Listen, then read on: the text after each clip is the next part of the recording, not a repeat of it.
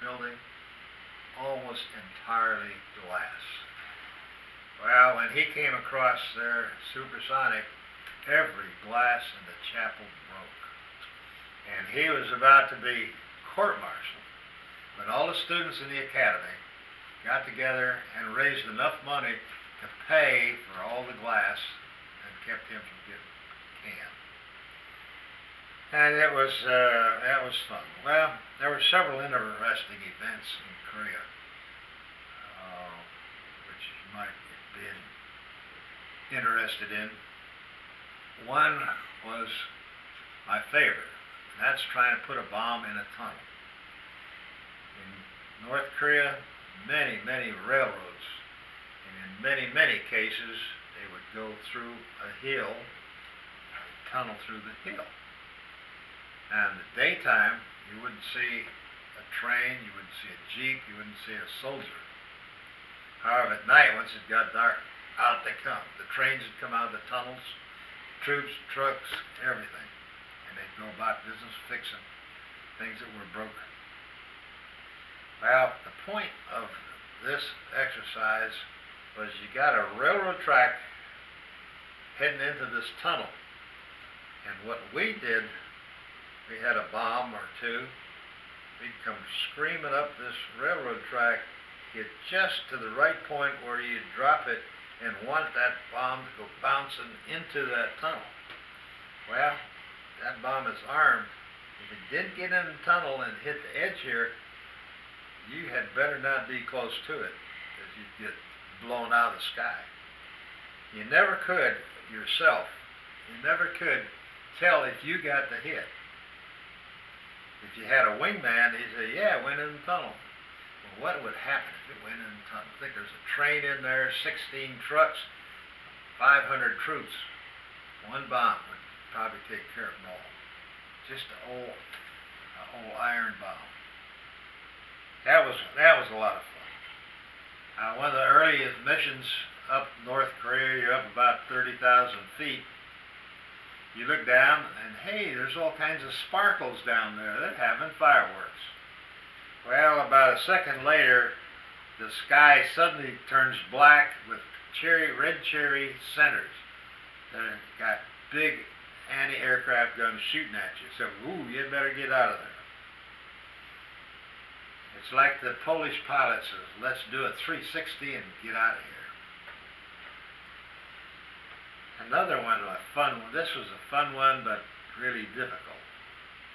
If you had a fuel tank that wouldn't feed, and you're going to have to drop it, you arm your guns, pull it up, get a little slow, drop that tank, and then roll over and try to shoot it on the way down. As it fell, try to shoot it. It's full of fuel. You'd know it if you hit it. That was a lot of fun. You didn't want to do it too low, or you might not be able to pull out, which would ruin your day. About the last one was kind of academic, but the F-80 had 1,800 rounds of 50 caliber in the nose. Airplanes are very sensitive to angle of attack, bank angle changes and speed changes and everything. And you have a center of gravity, which is extremely important. Now when you take off, you got 1,800 rounds in the nose. It's very heavy. However, you've got all your fuel and bombs and everything, which counteracts the heavy nose. So you get in the air and drop your bombs, run out of fuel. Now, center of gravity has moved forward because your nose is so heavy, you do not want to land with 1,800 rounds in your nose. So what do you do? Coming back from the mission, nobody out ahead of you, just shoot the guns. You can see these bullets coming out. Some of them have tracers on it, but you can actually see them, and they make a trail in the humid air. So it was another thing that was fun. Occasionally we get to swap tactics with the MiGs. The MiGs came up there to shoot you down. The MiG was a lot better airplane than the F-80 was for combat, air combat. They could turn, go a lot higher, faster. So we had to be very careful. Don't ever let a MiG get out alongside of you, because that was the primary reason, get out there, shoot you down. So you always have to be looking around, make sure nobody's there. Well, the best tactic that we had, since we couldn't turn with them or outspeed them or anything, was to meet them head on. And he's shooting at you and you're shooting at him until you get chicken and break away. One day I got hits on him, and I got an award for it. Anyway, out of Korea, I was reassigned to Suffolk County, Long Island. Suffolk County is real nice. Now it's a tourist area right on the coast. It goes out, it divides, there's two arms divides in a bay back in here. Now as I said, they had jugs, P-47s from World War II, and the National Guard there on the field. No jets. All right, I was delighted because I wanted to get jug qualified. So I got out, got qualified at jug, and was able to fly around. Now, flying formation in any airplane, it's best to have clearance, wingtip clearance, so if this airplane stops, you don't hit. And also, if you go across, you have nose and tail clearance. That's real important. Now, flying formation acrobatics, that's a little bit different. You get in a little closer. A very good friend of mine was flying jug one day, and I was on his wing, and we were just doing acrobatic, doing loops and rolls. And I get up the top loop, and his engine quits, and I'm just sucked in there. Now, I got full rudder and aileron, engines back, and fortunately, I had wingtip clearance, and we did glide. He got the airplane started, and we went back, did some more acrobatics. No big deal. Now, there was a pilot in that National Guard squadron flying jugs, was from Georgia. He was terrified of flying over the water because there were sharks in the water. He was terrified of sharks. Well, as it happened, one day his engine quit, and he ended up in the water in this area between the two arms on Long Island to go out. Pow! He's in the water. He stands up, and the cockpit is there, and he's waving at the Coast Guard. The Coast Guard is out there, and the Coast Guard's going back and forth. Come get me, come get me. Well, finally, here comes a small boat, kind of like a rowboat or something. Comes down. He says, "Why didn't you pick me up?" And he says, "It's too shallow. The big boat couldn't get here." He wasn't floating. He was on the bottom, and the water was only about a foot deep. So they got him out of there, and that was fun. The wing squadron was converting to F-86s.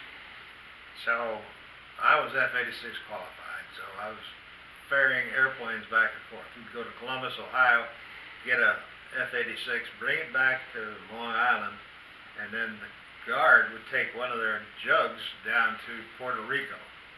It was a National Guard squadron down in Puerto Rico.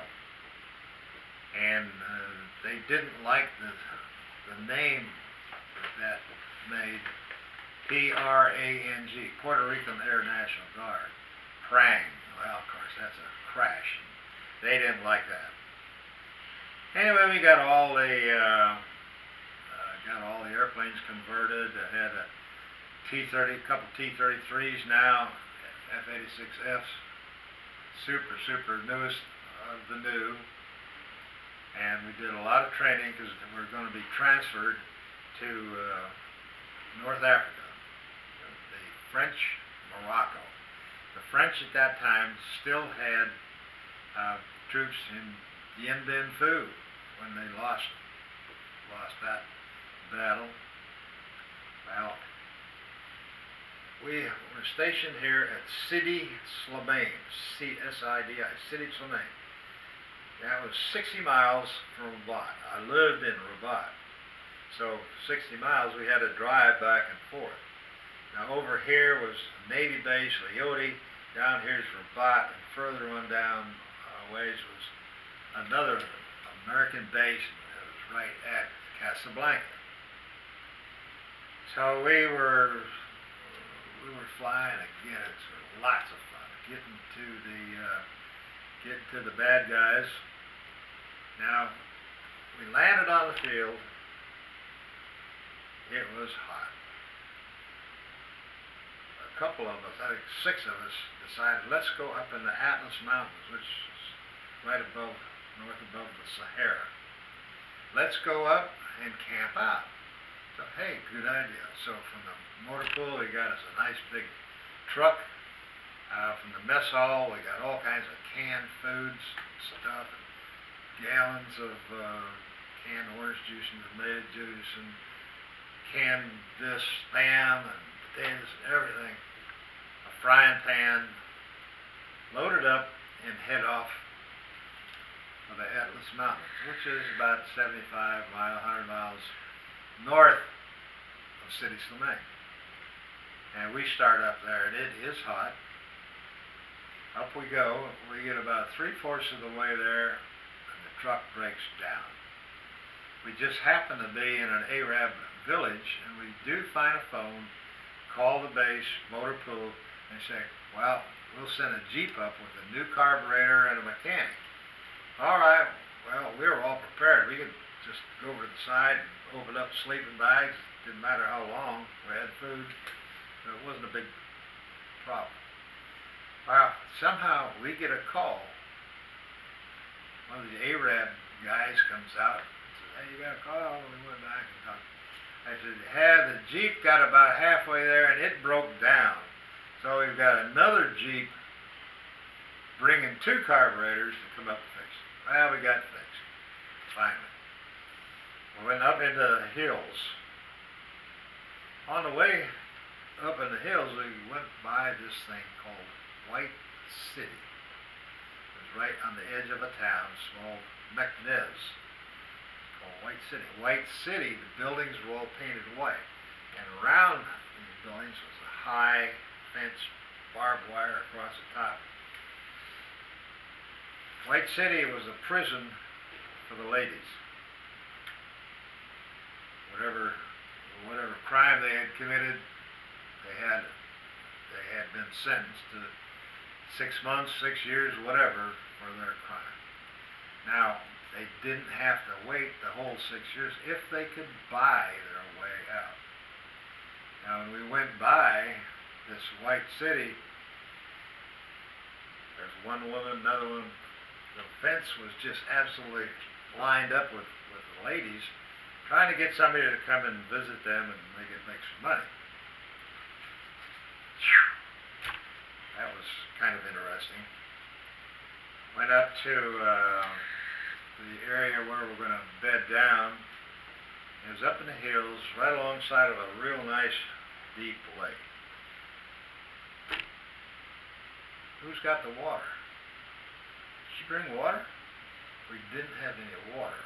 So what we could do was take water out of this lake, put it in the frying pan, boil it. Now you imagine what that would taste like. Boiled spam water. We learned real fast that at night when you bed down in your sleeping bag, you didn't leave anything out, anything loose, clothes, hats, shoes, boots, because the monkeys would come down and bring them, get them, take them away. Monkeys. Well, that was kind of interesting, but the fact we didn't have water was really gross. Now, one guy took a pair of flippers. He was going to do a little scuba diving. One of his slippers slipped down into the lake. His So I'll get the other flipper and I'll go down and pick it up. And he put his mask on and one flipper. He goes down, a little while later, Jesus! He took the other flipper off and threw it in the lake. He said, that is straight down. Freezing water, but it said it went down 10,000 feet. So he didn't even make any attempt. So we could use that water, but you had to boil. You had to be careful. We didn't have but very little water. Fine, it kept getting hotter. We decide, hey, it's time to go home. We start off, get back down on the road, get down on the desert part north of the Atlas Mountains. Hot, unbelievably hot. Well, we managed to get back to City Slimane. When we did, we talked to the weatherman. The weatherman said that they took a measurement, temperature measurement, 3 feet above the runway. It was 140 degrees. Everybody's in the shower, cold water. Some guys even, in order to sleep, took the mattress off of their cot, took it out into the shower, turned the cold water on, and tried to sleep with the water hitting down on them. It was miserable. None of the buildings, especially where we slept in the quarters, did not have a fan. Nobody had air conditioning. There was one air conditioning unit on the entire field, and fortunately it was in the officers' club, so we spent a lot of time in the club. It was very hot. Now finally, here come the wives, families. It was great. Lots of fun. We lived in Rabat. Rabat was probably 60 miles north of Casablanca. Had a daughter born there in Casablanca, and since it was still French Morocco, she had the option of becoming a French being when she got to be 21. She could be a French citizen or American. She had the option. Of course, she always stayed American. It was a fun trip there at City. Now, one of the things that happened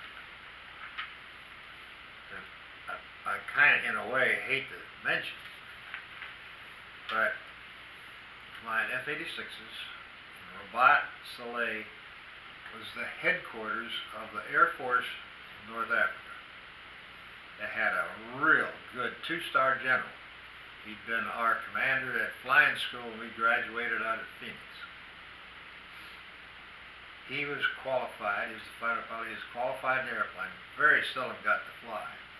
Well, one day we get the word that tomorrow at 9 o'clock he wants to take off in an F-86 for Oran. And Oran is Algeria. Not too far, but we had to get him there.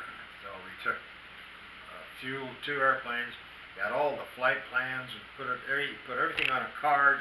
The card goes on a clipboard on your knee. Gave him the clipboard, flew down there, had his hat, parachute. So all he had to do is put the chute on, put the helmet on, get in, start up and go. Well, I was his seeing eye dog. I'm used to generals. I'm going to follow him, but if there's any problem, I'm there to help. I do all the radio transmissions. I can speak fairly good Francais, so that wasn't a problem. Well, we get down. It's a French airfield. We get down, land, taxi in. They pull us up, shut down, canopy opens, ladder on the side, and I'm sitting there watching him. And here comes a French crew chief with a freezing cold can of beer. Well, I'm going to do what the general does. He does this, I do this. Get down, and he's got to give a talk inside to all the pilots there on Oran. We'll go in, and there's great, long 2 tables of hors d'oeuvres. The French are real big on hors d'oeuvres and little snacky things. As far as you could see almost, there's all different kinds of hors d'oeuvres. And I'm watching him. He has one, a drink of wine, another one, a beer. Every time he did, I did the same. I wasn't going to do it myself. Anyway, it gets to talk. Go back out to the airplanes to go back to Rabat Saleh. Right now, I'm shit-faced. Get in the airplane, he takes off, he's leading, and all I can see is a couple little circles like that stay behind him. Comes on back, lands, he says, thanks, gets out and goes back to work. We get fuel in the airplanes and we take them back to the city. Totally drunk, which of course was bad. Now from the city, went back to well, let me go back a little bit here. A couple things I forgot that really are foot stompers. One is locust plagues. Saw a number of them. They usually have one every year. And when this Sirocco comes, the wind comes off of the Sahara, goes over the Atlas Mountains, and it stirs up these locusts. And you can see them coming. Usually the weather people will see them on their radar, airplanes will see them, control towers see it, and here they come. And you can see this cloud. It is a cloud. There's millions of these locusts. Grasshoppers, really what they are. Big grasshoppers. Here they come. Now, what do? You cannot stand out there and watch them. You close all the windows and doors, go inside, because as they're flying over the top of you, they're pooping. When you go out after they've gone, you go out and look at your car, and it's covered with little brown poops. Wash it off real fast. You wouldn't ever want to fly through it. Might even, so many of those things, they'd probably choke the engine off. So that was interesting, but learn real fast. Never stand out there and look. Another thing was the vine-covered shack. Now this was kind of cute. It was a brothel. It was down on the coast, south of Rabat, not quite to Casablanca.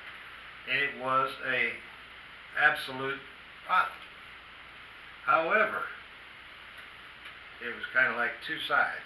One side was great. We'd take our families down. We'd take your girlfriend down, have a drink. The beach out there, fantastic food, French chefs. Well, on the other side was the business part, and you had to keep those separated. Now the ladies enjoyed going down there because they could always say that, well, I slept in a cat house. They enjoyed it. The food was good, and fortunately the 2 sides kept separate.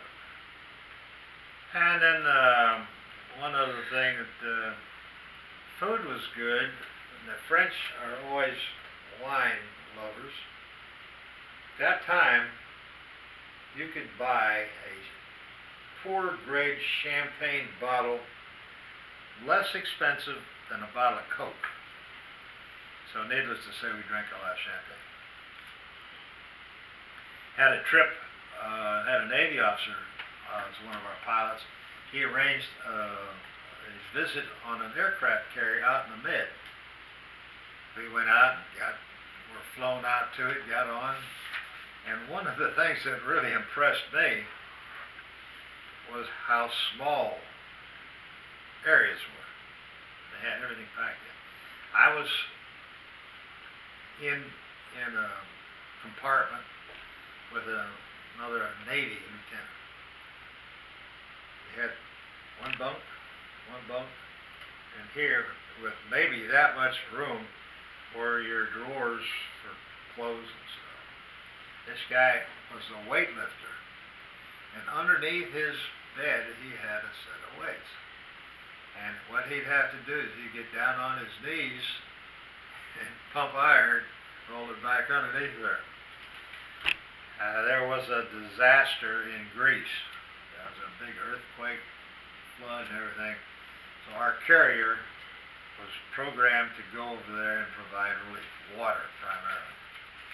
So we were offloaded on the coast of Greece and flown to Athens. Stayed there for a week or so. But when we first got there that first night, we were taken up to the ambassador's quarters, and we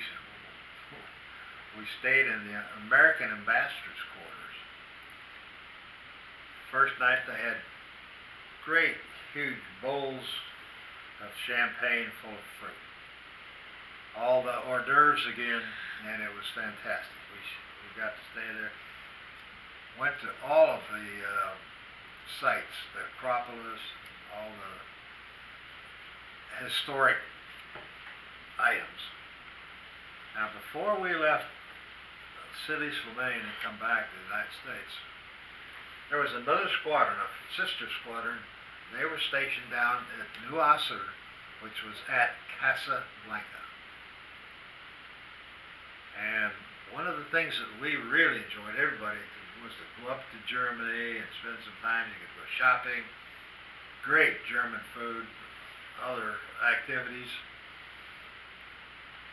We found out that CIA, FBI, German Polizei all went down, talked to these guys in this other field. Hey, we've got a book here. It's got all your names and dates in. What do you know about it? Same lady. She is a bona fide Russian spy, and she had all the names and dates and everything in this one book from this one squadron of fighter pilots. No idea whatever happened, but it was not good. They didn't say much about it. From Germany, we went back to England Air Force Base, Alexandria, Louisiana. Now, they had F-84Fs. That was an 84 single engine jet, had bent wings. Its mission was primarily nuclear weapons delivery. Now, we did an awful lot of bombing. We did labs. One of the things, toss bombing. One of the things that you have when you're doing a toss bomb, you've got a target. You come in here and you pull up, and at a certain predetermined time, your gyros would release that nuke, and it would get over here and hit the target. Well, as soon as it came off, you wanted to get out of there. So you turned 135 degrees, afterburner going straight down, get away from the blast. Another delivery was come on up like that, and then it would come down. That gave you a pretty good amount of time to get away. And then the last one, you'd come up, release it straight up, and then you'd keep going. Now this, we practiced those all the time, and we had shapes, actual shape, size, weight of the real deal. Now, one of the programs that you had to go with was a pilot standing an alert mission somewhere was the guy that had to carry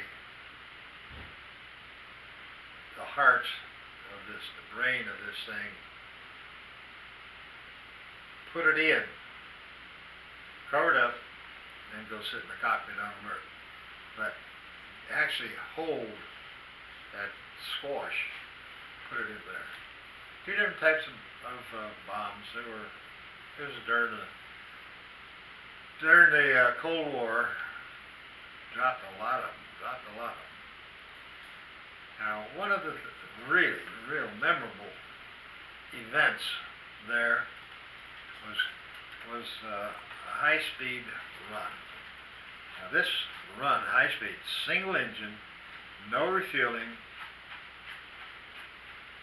Airplane would go by New York, Idlewild Tower, the French testing unit, and you go back and fly to Paris. Get the same treatment there, go by a tower, and have your picture taken. On the side of each airplane, 3 airplanes, was a big number, 2, 3, and 4. 1 is kind of hard to tell, but 2, 3, and 4. I was a project officer, so I had number 2. Now, what was really, really, really different about this, the F-84F could carry 2 fuel tanks under the wing, fairly close to the fuselage. Those were 450-gallon tanks. That's a lot of fuel. Outboard of that were 260-gallon fuel tanks. So you had really 4 tanks with fuel, and a fuel tank is fit underneath the airplane onto a pylon. You don't ever put the tank right up on the wing. You put a pylon under the wing, and then you put the tank on this pylon. Well, since I was a project officer, I got to go out in the Gulf, and I was approved to do this out in the Gulf, and start this profile, climb. Now, I could select each tank that I wanted to fuel out of. So I turned the left outboard, 260 gallons. When it emptied, what did I do? Dropped it. Start fueling out of the other one. Climbing on the way to destination, it goes dry, it comes off. Each time when you get rid of a tank, anything underneath, you're going to go faster because there's less drag on the airplane. All right, now into the 450. 450's got a lot of fuel. It'll take a lot longer. You're climbing. When you first get to the 450, you're probably up around 35,000 feet. At 450 goes dry, you're up over 40. Going as fast as you can. And going from the United States to Europe, you almost always have a nice, strong jet stream, tailwind. You might have 100, 200 mile an hour jet stream. So if your airplane is up here doing the 600 miles an hour and you got a 200 mile an hour tailwind, you're scooting along. Well, now on the last tank, that 450 empties out, what do? Like the other 3, you jettison. But now you've got 4 pylons. Each time you want to drop, you have to kind of roll up and look, see if there's boats or airplanes underneath you before you drop it. Now here we are, we're at about close to 50,000 feet with nothing underneath the wing except 4 pylons. Hit that little red panic button down there, they're gone. So now you're at about 50,000 feet with a totally clean airplane doing Mach 8.8 and very little fuel flow because you are so high. Now you got maybe another 3 hours of just internal fuel. On down, fly by Orly in France, set a record hopefully. Well, this all looked great. I ran the mission, it looked great, everything happened. It was hard to believe that we were authorized to drop stuff in the Gulf and then would be authorized to drop it in the Atlantic. Now the plan was to go from England Air Force Base to Dover, Delaware, and then out of Dover, Delaware with full load of fuel, take off, go fly by the tower there at Idlewild, New York, start your climb and start doing this. Well, the day before the thing, it was called off because the 450-gallon tanks were having a problem. And it was, I shed a bunch of tears because I'd put a lot of figuring into it, and this has been a fantastic mission. Anyway, that was canceled and went on with life. From there, went out to George Air Force Base. Victorville, California is just north of San Bernardino. Now this was F-100s. It was the first supersonic airplane that could go supersonic straight and level. It was a hard job, but it could do it. It was not bigger, a lot more fun to fly, harder to fly, tougher.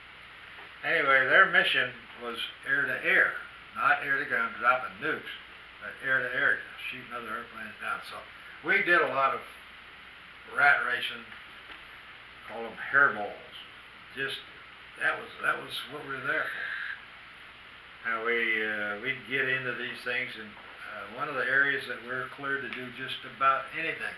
You couldn't boom anywhere without getting in trouble, except here over Death Valley in a certain area. Now the big long from Las Vegas out over the coast, out to the ocean, was a high-speed corridor. Well, later on, I'll describe some stuff that we did in that high-speed corridor. Anyway, being awarded medals in the military, you get the medals. Now the medals don't give you any money. You don't get any money for them, but they can give you prestige and, in many cases, help promotions. However, there it is, and that doesn't say much. So in many cases, just a couple words will mean more than a couple of big medals.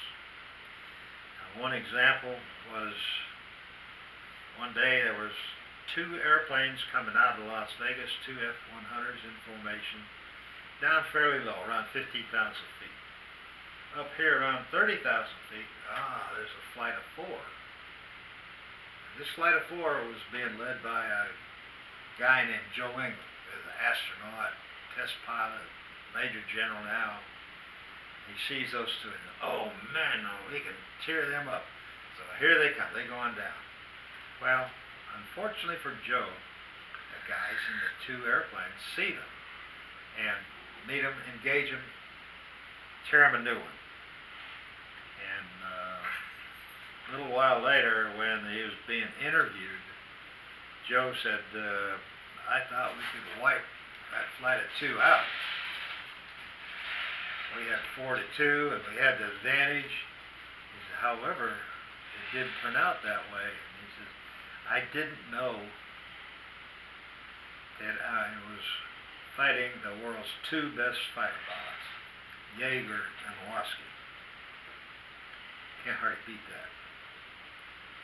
Now, something earlier that I didn't mention was one of the trips from Spain back to California. We go from Spain, take off, hit the tankers, and go into the lodges. Lodges is an island out in the middle of the Atlantic.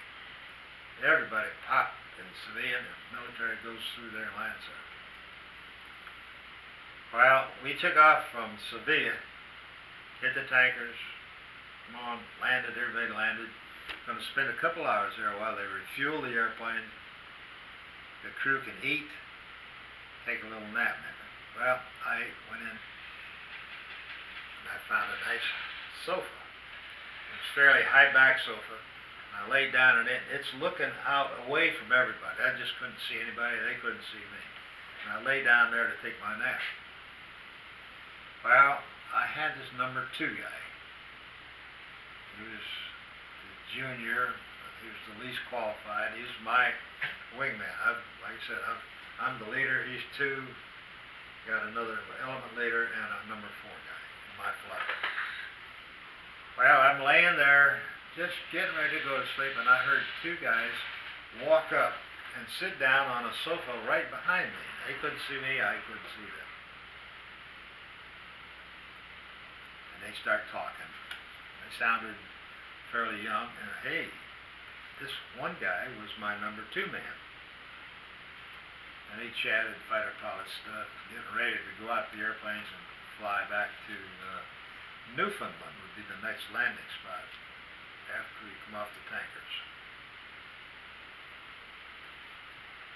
Well, like I said, I couldn't see him, he couldn't see me, they couldn't see me, and this other guy asked my wingman, Noel is his name, he said, and they were concerned about this next leg, refueling and then making it all the way to Newfoundland. He says, Jesus, he says, aren't you scared? And my wingman says, yeah, I'm with Woske.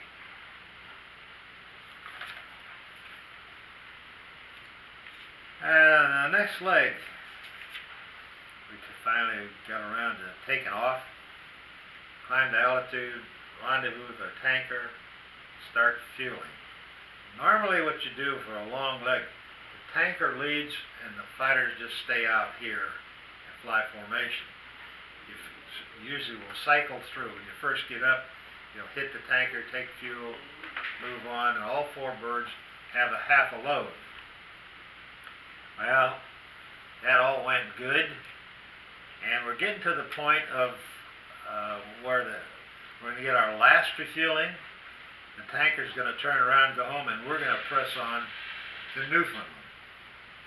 Well, three of us got our full load, and old number 2, he's having a hard time fueling. It's hard to get hooked up, and just about the time he gets hooked up, the fuel tank in the tanker comes apart, and there are hundreds of gallons of fuel just coming out of the bottom of the airplane. Fortunately, he wasn't on that position at that time, so he didn't suck up that fuel. He breaks away, and we're waiting for the tanker to explode. Well, the tanker turns around and goes home. Now, I've got a decision. What do we do? It was just about too far to get him back to lodges safely. Probably would run out of fuel. However, it wasn't quite as far to Newfoundland. So I've got this decision to make. Find out that his external fuel tanks are empty. I say 4, look for traffic. 4 looks for traffic. One thing, looks good. I says, okay, 2. Clean it off. Now he's got a very clean airplane. He's back on fuel than we are, so we're going as high as we can. And it worked out great. We went into Newfie and landed, went back to George. Anyway, that was a fun trip. Now transferring to Homestead Air Force Base, Florida. We had F-100s, and down there, fairly close to Cuba, one morning the tower